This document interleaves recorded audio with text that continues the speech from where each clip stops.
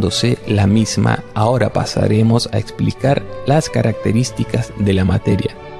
Comenzaremos por los principios y le seguirán las reglas.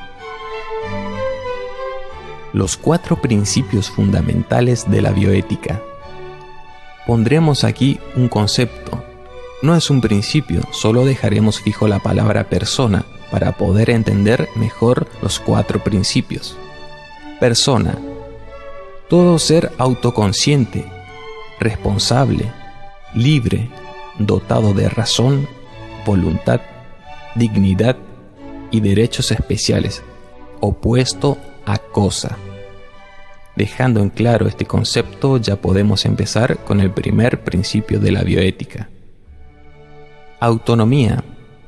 Todo ser humano es agente moral autónomo, libre y responsable de todas sus acciones, con derecho a decidir sobre su propia vida, en tanto no produzca desmedro propio o social.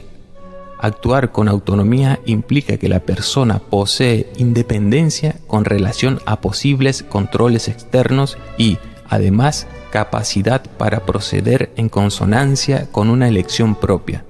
Por ejemplo, un estado depresivo u otra incapacidad transitoria pueden comprometer la decisión autónoma en una persona, pero no alteran el respeto debido a ella. La autonomía no se opone al respeto a la autoridad ni a la obediencia a las normas de la sociedad. Si alguien decide seguir las directrices de una iglesia o de un partido político, está optando por ejercer su autonomía acotándola en aras de una creencia, una causa u otras personas, por lo que es inapropiado confundir la autonomía con el individualismo. Lo central en el diálogo bioético es el respeto por la autonomía de las personas en cuanto a agentes capaces de tomar decisiones informadas. El hecho de que el valor de las personas sea incondicional obliga a considerarlas fines y no medios, con libertad de vivir y decidir sin interferencia alguna. Immanuel Kant, filósofo alemán del 1700, fue uno de los más firmes partidarios del principio del respeto de la autonomía, el cual se proyecta también sobre otras reglas de conducta: respetar la privacidad de otros, entregar información veraz, decir la verdad, solicitar autorización al momento de intervenir sobre el cuerpo de las personas, etc.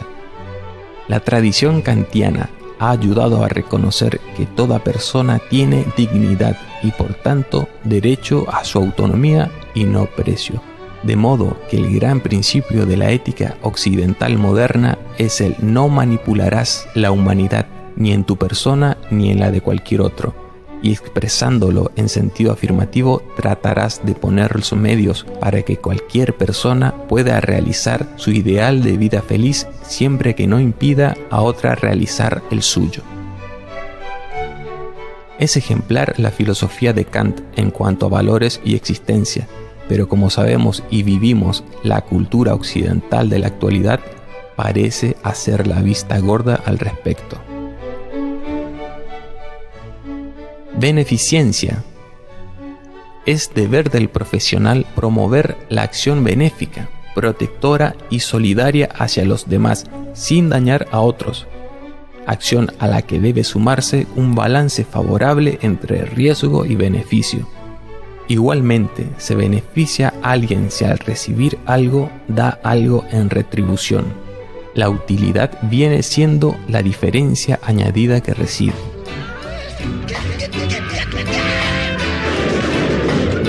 Thank you, Lord, for what you've done for me. Thank you, Lord, for what you're doing now. Thank you, Lord, for every little thing. Thank you, Lord, for your prosperity.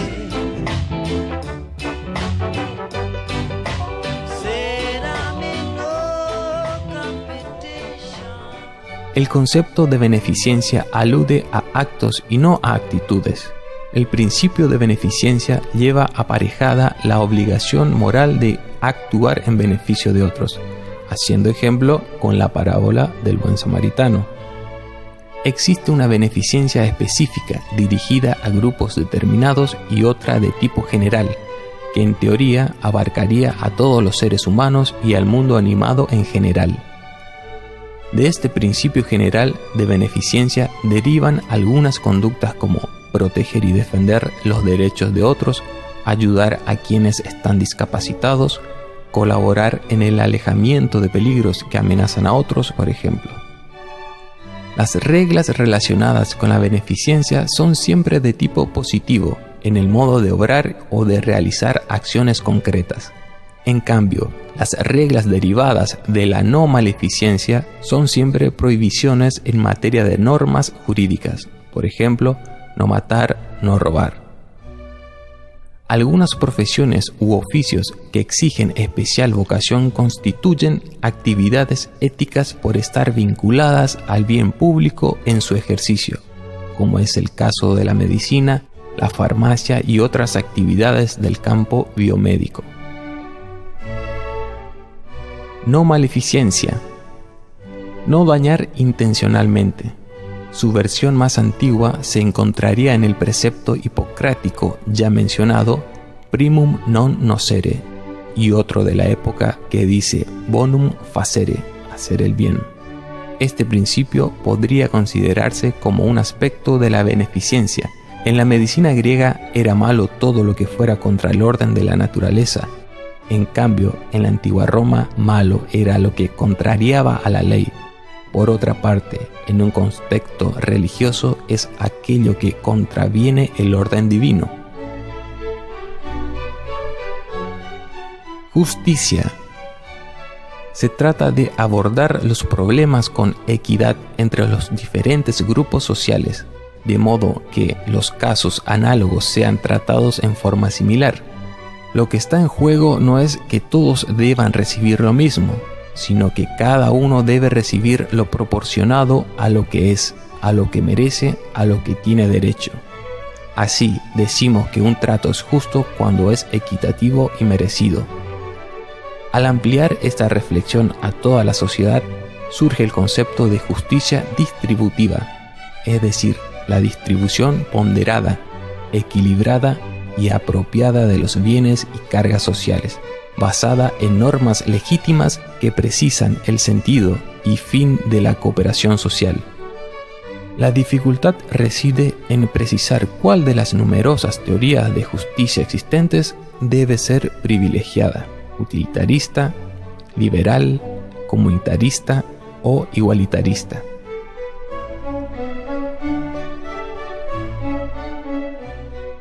Así pasaron las 4 principales características o principios de la bioética, las cuales pondremos en juego y en debate al final de esta exposición con los correspondientes casos a desarrollar. Seguimos con las reglas de la bioética.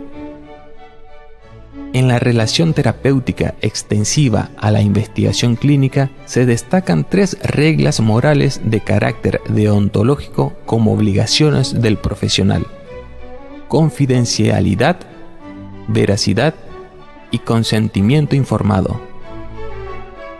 Confidencialidad. La regla de confidencialidad o del secreto establece que se debe guardar o no revelar información de naturaleza personal. Privacidad y fidelidad son por tanto las 2 variables de la regla. Sus momentos: objetivo, cantidad y calidad de información, y subjetivo, grado de compromiso entre las partes. La privacidad es una prerrogativa y un derecho universal de las personas, en virtud de su intimidad o identidad, la cual debe ser protegida. La confianza es un requisito de la relación interpersonal que obliga a mantener una promesa sobre el control de la información confidencial. La tradición del secreto profesional en la relación médico-paciente se remonta al juramento hipocrático. Callaré todo cuanto vea u oiga, dentro o fuera de mi actuación profesional, que se refiera a la intimidad humana y no deba divulgarse, convencido de que tales cosas deben mantenerse en secreto. Como vemos, los códigos deontológicos siempre han enfatizado el secreto médico como una norma de conducta indispensable para la buena relación terapéutica. También ha sido permanente la discusión acerca del alcance del deber de confidencialidad, cuya violación a veces se justifica por el privilegio terapéutico, derecho pero no deber de revelar información, y otras por el cumplimiento de un deber más obligante, ya sea legal y contemplado en los códigos de declaración ante los poderes públicos, seguridad, justicia, salud o prevención epidemiológica, o estrictamente moral, protección del bienestar individual o social. Veracidad.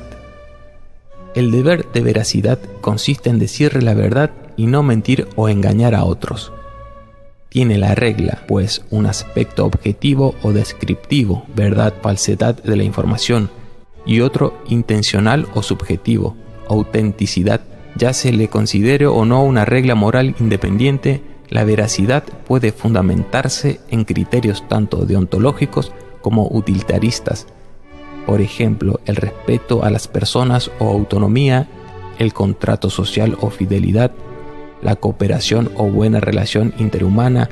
La mentira falta al respeto de las personas y su autonomía, viola contratos implícitos y menoscaba toda relación basada en la confianza. Consentimiento informado. Es la adhesión racional y libre del paciente al tratamiento médico o del sujeto a la experimentación clínica. Se desprende, según se ha visto, del principio de autonomía al que calcan perfectamente los dos componentes de la regla, dado que la información es esencial a la racionalidad. Es preciso comprender una situación antes de decidir sobre ella, y el consentimiento presupone libertad. La justificación autonomista no excluye otra utilitarista y beneficentista del consentimiento informado, que en general puede considerarse un medio eficaz para promover la responsabilidad individual y social en la atención de la salud. En muchos países el consentimiento informado no es hoy solo regla moral, elección autónoma, sino también fórmula legal, autorización escrita. Información y consentimiento son los dos componentes del consentimiento informado, y ambos se desdoblan conformando 4 elementos. 1. Revelación de la información. 2. Comprensión de la información. 3. Consentimiento voluntario. Y 4. Competencia para consentir o rechazar un tratamiento. Respecto de qué tipo de información debe recibir el paciente, se han dado sucesivamente y se dan siempre conflictivamente en la jurisprudencia 3 principales criterios. 1. Lo que considera la comunidad científica. 2. Lo que la persona razonable desea saber. Y 3. Lo que un paciente personalmente desea saber. Para concluir con estas reglas y principios, anexaremos brevemente lo siguiente. Excepciones al consentimiento informado. 1. Urgencia vital que requiere actuación profesional inmediata sin que exista tiempo o posibilidad de comunicarse con el paciente. 2. Incapacidad del paciente, lo que obliga a que el proceso de consentimiento informado se realice con sus representantes. 3. Grave riesgo para la salud pública, lo que puede incluso legitimar actuaciones sanitarias coactivas, aunque no corresponde al médico adoptarlas por su cuenta. 4. Imperativo legal o judicial. 5. Privilegio terapéutico. A pesar de haberse utilizado con gran frecuencia para legitimar la actuación sistemática de información a los pacientes, el privilegio terapéutico es un argumento que solo puede justificarse éticamente en muy contadas ocasiones. De recurrir a él, es aconsejable que se deje constancia fundada de ello en la historia clínica del paciente y se brinde la información del caso a los familiares. Excepciones al secreto profesional.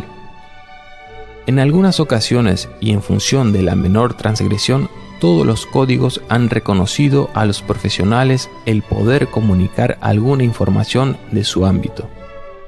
1. Como imperativo legal.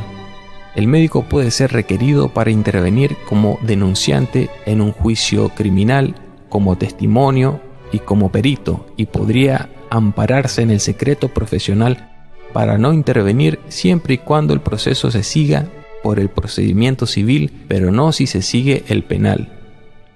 2. En las enfermedades de declaración obligatoria por peligros a terceros. 3. En los certificados de nacimiento y defunción. 4. Si con su silencio diera lugar a un perjuicio al propio paciente o a otras personas o a un peligro colectivo. 5. Cuando se vea injustamente perjudicado a causa del mantenimiento del secreto del paciente y éste permita tal situación, es decir, si el paciente le autoriza y a condición de que no salgan otros perjudicados. 6. Cuando comparezca como denunciado ante el colegio o sea llamado a testimoniar en materia disciplinaria. 7. Cuando el paciente lo autorice.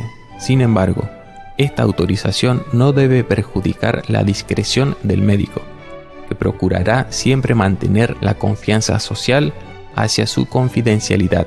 La autorización del paciente no da per se derecho al médico y éste deberá velar para que con esta revelación no se pierda la confianza en la relación médico-paciente, siempre vigilando que la excepción no se convierta en la regla, lo que constituiría la vulneración del valor que se quiere proteger. Llegando al final del tema, teniendo ya claro los principios y reglas que circundan el arte de la medicina, pasaremos a ejercitar dichas pautas con 2 o 3 casos clínicos para el debate bioético. Caso número 1. El gobierno de los Estados Unidos de Norteamérica ofrece $50,000 por el óvulo de una donante que haya obtenido calificaciones altas en los exámenes académicos y que mida 1,70 m de altura aproximadamente.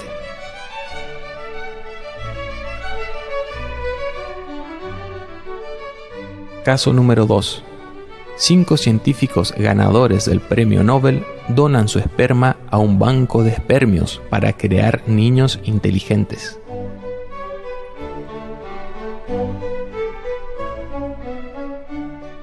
Caso número 3. Paciente sexo femenino 7 meses de edad.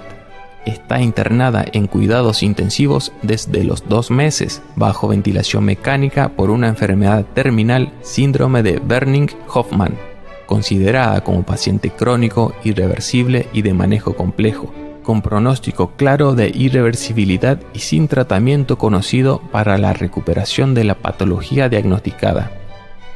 La junta médica decide derivar a la paciente a cuidados intermedios para habilitar esta cama para los pacientes que sí tienen mejor pronóstico. Pero al comunicárselo a la familia, ésta se opone y acusan a los doctores de injustos y de querer desocupar la cama de su hija para ganar más dinero. Buscan un abogado y ponen la situación al margen legal, lo que conlleva a dejar al paciente en cuidados intensivos hasta que el proceso judicial determine un veredicto decisivo.